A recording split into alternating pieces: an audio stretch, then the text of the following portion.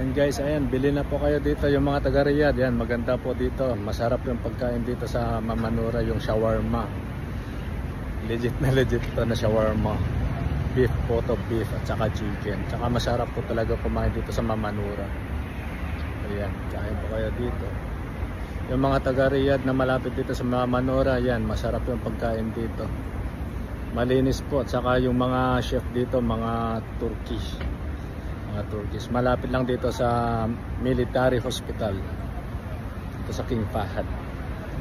Maganda rin po dito kasi may mga park din kasama yung mga anak ninyo. Kung may mga anak kayo dito, masarap po dito kumain sa Mamanura. Ayan.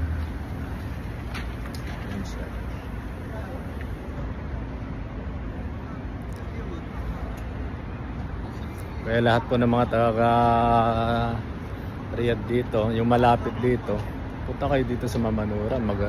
Masarap po talaga dito. Ang dami pa nilang mga menu, mga bagong menu nila dito. Gusto nga lang, mag-iingat kayo kasi maraming Arabo dito. Mga itik. Pero libre na yun, mga itik. Sarap pang pulutan.